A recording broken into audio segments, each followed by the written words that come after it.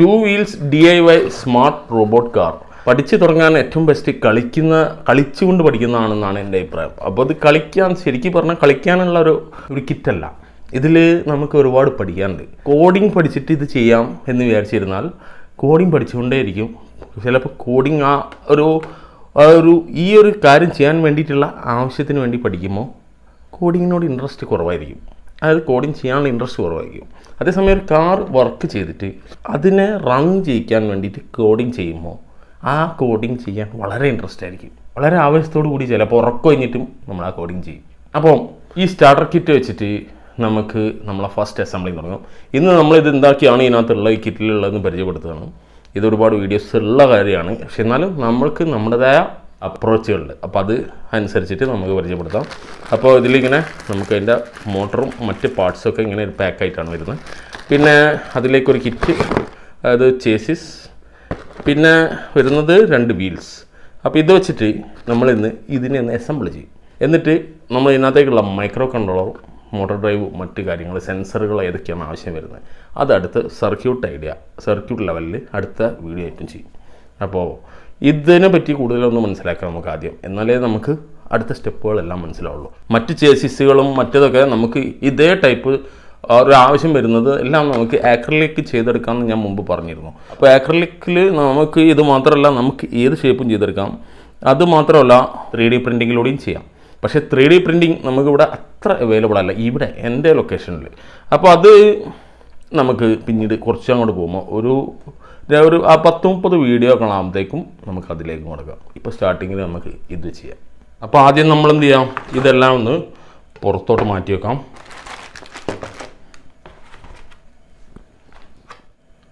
Wheels, ഇതാണ് chassis. അപ്പോൾ ഈ പാക്കിനകത്തുള്ളത് പുറത്തെടുക്കാം. ഇതിൻ്റെ ഫുൾ ഡീറ്റെയിൽസ് കൊടുത്തിട്ടുണ്ട്, അത് ഞാൻ പറഞ്ഞു തരാം. പിന്നെ മോട്ടർ, ബാറ്ററി കണക്റ്റർ എല്ലാം ഈ കവറിനകത്താണ്. ഇത് ബാറ്ററി, നമുക്ക് 4 ബാറ്ററി ഇടാനുള്ള ഹോൾഡറാണ്. അപ്പോൾ 1.2 വോൾട്ട് ബാറ്ററി ആണെങ്കിലും 1.5 വോൾട്ട് ബാറ്ററി ആണെങ്കിലും ഓക്കെ, നമുക്ക് വർക്ക് ചെയ്യിക്കാം. ഓക്കെ. പിന്നെ എക്സ്ട്രാ നമുക്ക് കണക്ട് ചെയ്യാനുള്ള വയേഴ്സ് ഇതിൻ്റെ കൂടെ വേറെ ഉണ്ട്. മോട്ടോർ ടൈപ്പൊക്കെ നമുക്ക് അതിൽ കൃത്യമായിട്ട് എഴുതിയിട്ടുണ്ട്, ഞാൻ പറഞ്ഞുതരാം. ചെറിയ സ്ക്രൂസ് പാർട്സ് എല്ലാം ഇങ്ങനെ ചെറിയ പാക്കിലാണ് വരുന്നത്. ഉണ്ടോ? അപ്പോൾ ഈ കാണുന്ന കുറച്ച് പാർട്സാണ് നമുക്കിത് മോട്ടറും മറ്റൊക്കെ ഫിറ്റ് ചെയ്യാനുള്ളത്. എല്ലാ വീലും മോട്ടറും ഈ ബാറ്ററി കണക്ടർ ഇതെല്ലാം ഫിറ്റ് ചെയ്യാനുള്ളത്. അപ്പോൾ ഈ പേപ്പറിൽ നമ്മളിപ്പോൾ നോക്കുകയാണെങ്കിൽ ഇതിൻ്റെ കൂടെ തന്നിട്ടുള്ളത് ചാസിസ് എന്ന് പറഞ്ഞാൽ 1 പീസ് എന്ന് പറഞ്ഞ് ഈ കാണുന്ന സാധനമാണ്. നെക്സ്റ്റ് വീൽ 2 പീസ് ഈ കാണുന്നു. Okay. Velocimetry code wheel 2 piece. ഇതാണ് ആ വീല്, വെലോസിമെട്രി കോഡ് വീൽ. അതായത് നമ്മൾ മൗസൊക്കെ ഉപയോഗിക്കാറില്ലേ, മൗസിൻ്റെ സ്ക്രോൾ വീൽ നിങ്ങൾ കണ്ടിട്ടുണ്ടോ? ആ സ്ക്രോൾ വീൽ ശരിക്കും നിങ്ങൾ അയച്ചു നോക്കിയാൽ അതിനുള്ളിൽ നിങ്ങൾക്കിതുപോലെ ഒരുപാട് ഹോൾസ്, പോർസ് കാണാം. അപ്പോൾ നമ്മളിത് മൗസിൻ്റെ വീല് കണ്ട് റൊട്ടേറ്റ് ചെയ്യുമ്പോൾ അതിലൂടെ പാസ് ചെയ്യുന്ന ഒരു ലൈറ്റ്, ഒരു റെഡ് ലൈറ്റ് അപ്പുറത്ത് ബ്രേക്ക് ആയിക്കൊണ്ടേയിരിക്കും.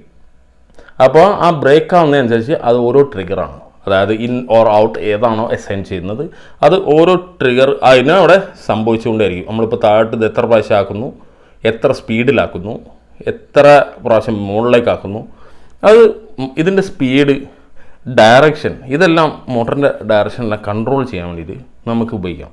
പക്ഷേ നമ്മൾ ഇപ്പോൾ ഫസ്റ്റ് സ്റ്റാർട്ട് ചെയ്യുന്ന ഈ പ്രോജക്റ്റ് ഉണ്ടല്ലോ, അതായത് സെൻസർ ഉപയോഗിച്ചിട്ടുള്ളതിൽ ഇപ്പോൾ തൽക്കാലം നമുക്ക് ഇതിൽ ആവശ്യം ഞാൻ കാണുന്നില്ല. അപ്പോൾ നമുക്ക് ആ ആവശ്യത്തിലേക്ക് നമുക്ക് അതിൻ്റെ 3ാമത്തെ 4ാമത്തെ സ്റ്റേജ് എത്തുമ്പോൾ നമുക്ക് ഇത് ഉപയോഗിച്ചിട്ട് ആ കാര്യം കൊണ്ട് ചെയ്യണം. അപ്പോൾ ഇനി ഇതിനെ പറ്റിയുള്ള സംശയമില്ലല്ലോ. നെക്സ്റ്റ് ഇതിൽ കാണിച്ചിട്ടുള്ളത് DC മോട്ടർ 2 പീസ്, അതായത് ഈ കാണുന്ന 2 ഗിയർഡ് മോട്ടറാണ്. പിന്നെ ബാറ്ററി കണ്ടെയ്നർ നമ്മൾ കണ്ടു. വീൽ ഇത് ഈ കാണുന്നത്, അതായത് അതിൻ്റെ പേര് വരുന്ന ഹാമർ കാസ്റ്റർ 1 പീസ്. ഓക്കെ.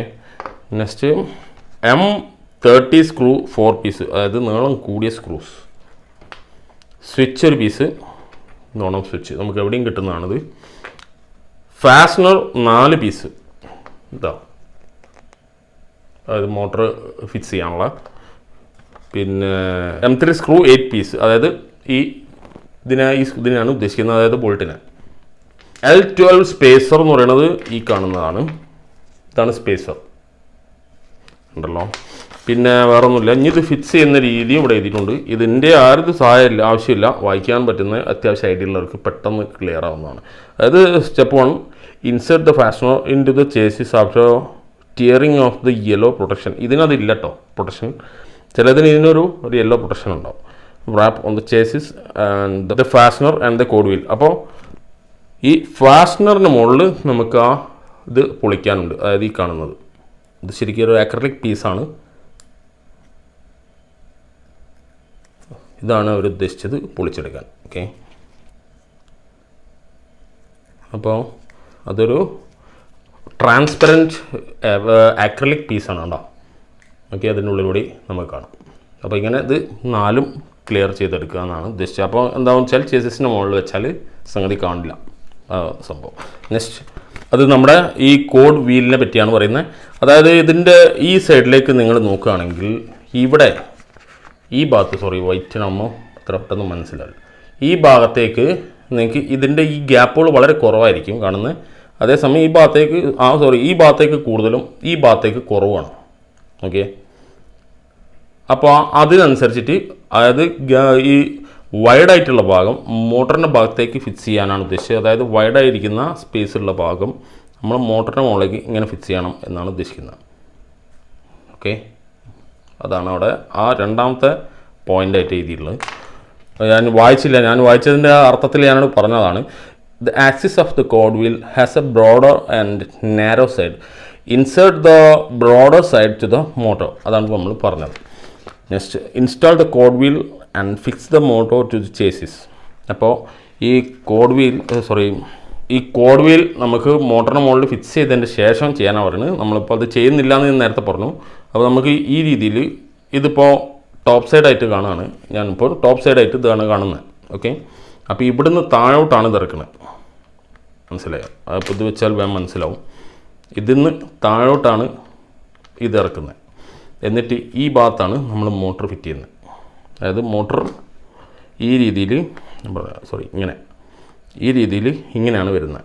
ഇവിടെയാണ് നമ്മളെ കോഡ് വീൽ വരുന്നത്. ഓക്കെ, അപ്പോൾ കോഡ് വീൽ ഈ സ്പേസിലേക്കാണ് നിൽക്കുക. ഇതിൻ്റെ ഇടയിലാണ് നമുക്കത് ടൈമർ ചെക്ക് ചെയ്യാനുണ്ടാവുക. ഇവിടെ ഈ ഭാഗത്തായിട്ട് ഇത് വെച്ചിട്ട് ഇവിടെ മോട്ടറിന് 2 ഹോൾ കാണാം. ഈ ഹോളിലൂടെ സ്ക്രൂ നമ്മളീ പറഞ്ഞ വലിയ സ്ക്രൂ ഇട്ടിട്ട് ഫിക്സ് ചെയ്യുക. അത് നല്ല ടൈറ്റ് ചെയ്താൽ ഹോൾഡായി നിൽക്കും. അപ്പോൾ ഈ ഭാഗത്താണ് നമ്മൾ ഈ വീല് വരുന്നത്. അപ്പോൾ അതിലെ കാര്യങ്ങൾ അങ്ങനെയാണ്. രണ്ടാമത് പറഞ്ഞത്,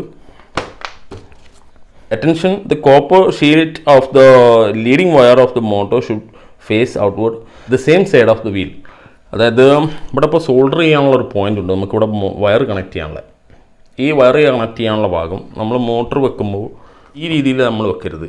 അപ്പോൾ ഇതിൻ്റെ ഭാഗം താഴോട്ട് പോയി, ഒരു ഭാഗം താഴോട്ട് പോയി.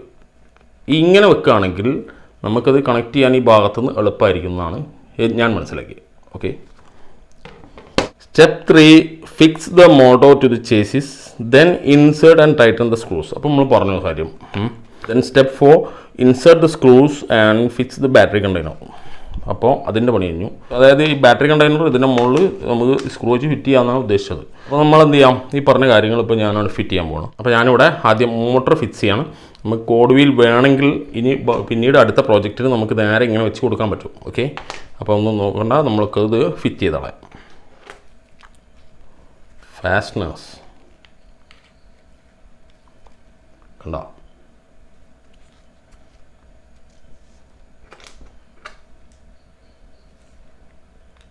ഇങ്ങനെയാണ് ഇവിടെ വരുന്നത്. ഓക്കെ,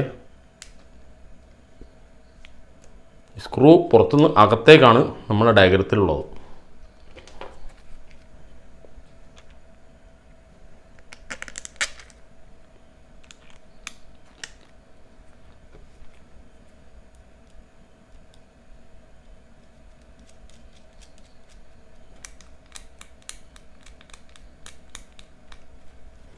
ഈ ഒരു സ്ക്രൂ ഡ്രൈവർ ഉപയോഗിച്ച് നമുക്കിത് ടൈറ്റ് ചെയ്യാം.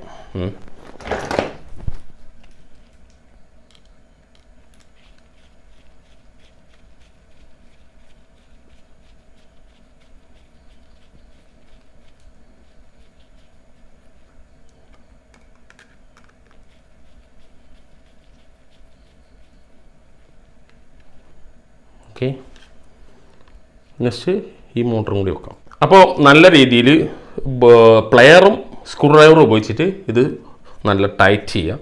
നെക്സ്റ്റ് നമ്മൾ വീല് ഉപയോഗിക്കുന്നത് ഈ ഭാഗത്തേക്കാണ് വീല് ഓരോ 2 സൈഡിൽ വെക്കുന്നത്. ഓക്കെ, നെക്സ്റ്റ് വീല്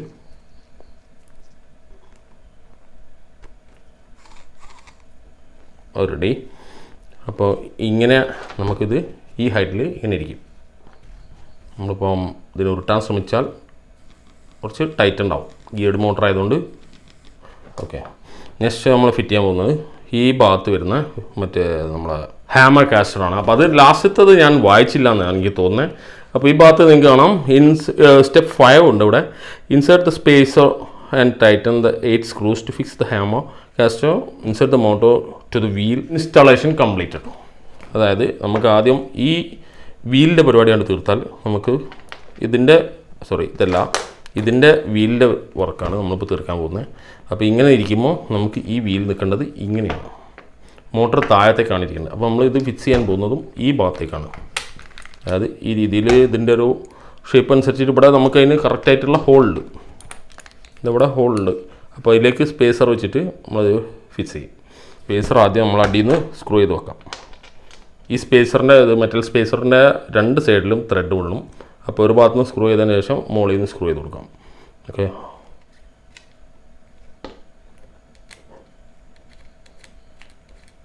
ജസ്റ്റ് അവിടെ നിർത്തുന്നുള്ളൂ, വീല് വെച്ചിട്ട് ടൈറ്റ് ചെയ്യാം.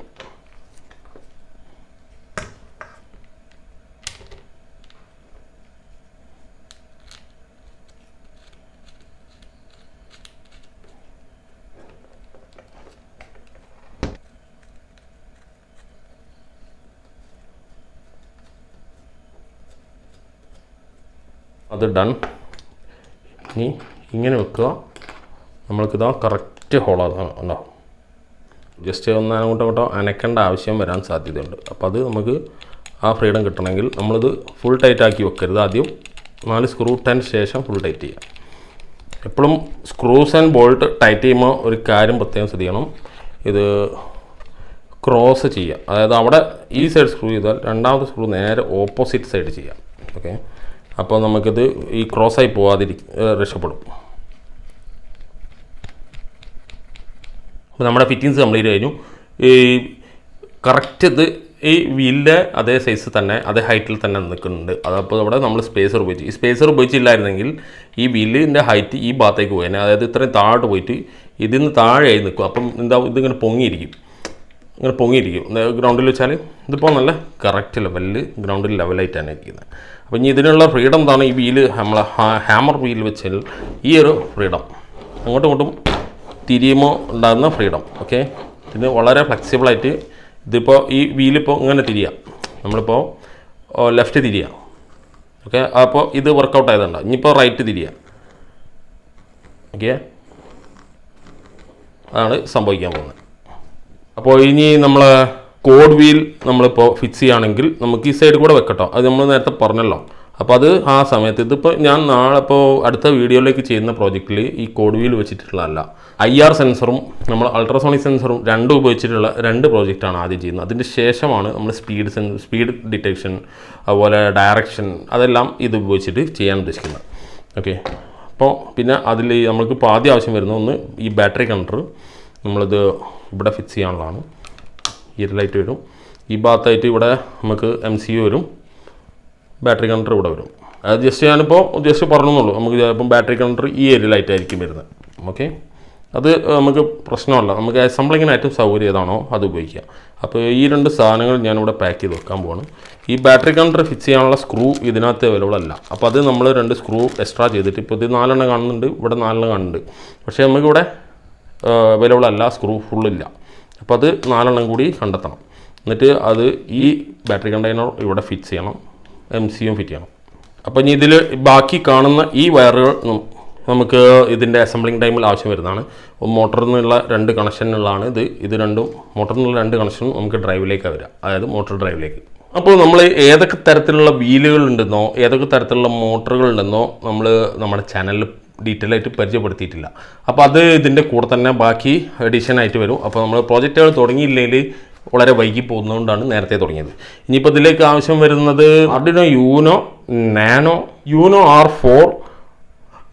R4 അതുപോലെ തന്നെ നമുക്ക് അതിലേക്ക് വരാനുള്ള ESP32 ഡിസ്റ്റൻസ് മറ്റും വൈഫൈ വെച്ചിട്ടുള്ളത് ഇങ്ങനെയുള്ള MCUകൾ അതായത് ഡെവലപ്മെൻറ്റ് ബോർഡുകൾ ഉപയോഗിച്ചിട്ടാണ്. ഇപ്പോൾ ആദ്യം ഉപയോഗിക്കാൻ സാധ്യതയുള്ള സെൻസറുകളിലൊന്ന് നമ്മൾ അൾട്രാസോണിക് സെൻസറാണ്.